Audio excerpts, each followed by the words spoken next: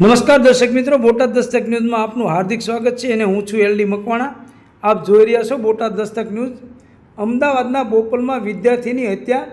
Car ધીમી ચલાવવાની ટકોર કરતા કાર ચાલકે આડેધડ શરીરના ઘા ઝીકી MICAના વિદ્યા કોલેજના સ્ટુડન્ટને પતાવી દીધો. મૃતક યુપીનો વતની હતો. અમદાવાદના બોપલ વિસ્તારમાં હત્યાની ઘટના સામે આવી છે. બોપલ ફાયર સ્ટેશન સામે વાહન ચલાવવા માટે MICA કોલેજના વિદ્યાર્થી પ્રિયાંશુ જૈન નામના વિદ્યાર્થીએ કાર ચાલકને ટકોર કરી હતી, પરંતુ કાર ચાલકે ઉશ્કેરાઈને વિદ્યાર્થી પર છરીથી હુમલો કર્યો હતો. આથી ઇજાગ્રસ્ત વિદ્યાર્થીને સારવાર માટે હોસ્પિટલ ખસેડાયો હતો, પરંતુ સારવાર દરમિયાન તેનું મોત નીપજ્યું હતું. છરાથી હુમલો કર્યા બાદ કાર ચાલક ફરાર થઈ ગયો હતો.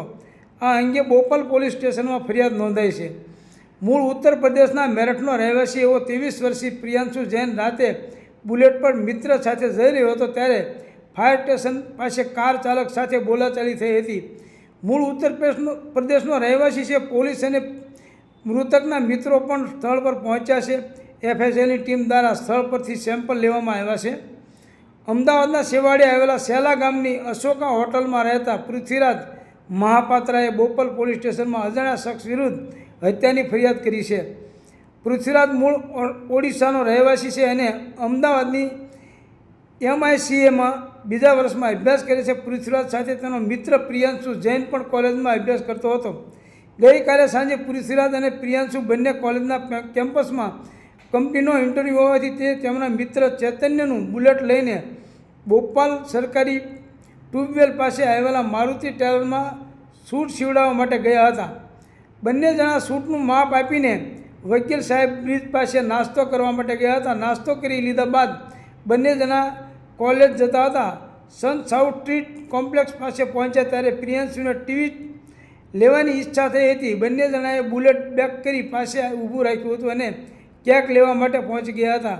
કેક લઈને બંને રૂમ પર બુલેટ લઈને જઈ રહ્યા હતા, ત્યારે એક કાર ચાલક પૂર ઝડપે તેમની પાસેથી પસાર થયો હતો. દરમિયાન પ્રિયાંશુએ કાર ચાલકને કહ્યું હતું કે इतनी जोर से क्यों गाड़ी चला रहे हो.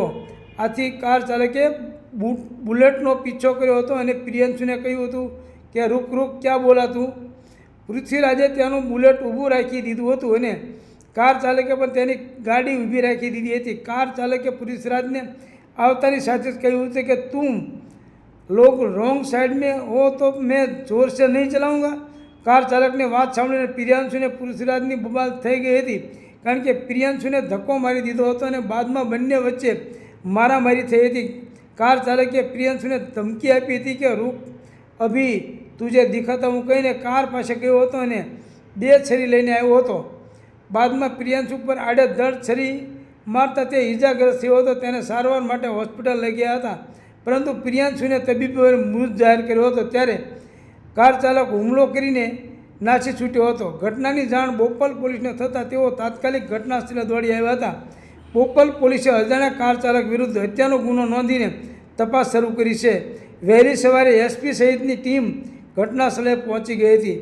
કાર ચાલકે પ્રિયાંશુ પર હુમલો કર્યો ત્યારે એક મહિલા કાર લઈને ત્યાંથી પસાર થઈ હતી. 108 હાઈવે તે પહેલાં લોહીથી લથબથ પ્રિયાંશુને સારવાર માટે મહિલાએ પોતાની કારમાં બેસાડી દીધો હતો. પ્રિયાંશુને બોપલની હોસ્પિટલમાં એડમિટ કરીને મહિલા ત્યાંથી જતી રહી હતી, પરંતુ તેની હાલત નાજુક હોવાથી તેને 108 હોસ્પિટલ મારફત ડાયસ હોસ્પિટલમાં લઈ ગયા હતા, જ્યાં તબીબોએ તેને મૃત જાહેર કર્યો હતો. Botad Dastak news, LD Makwana, Botad.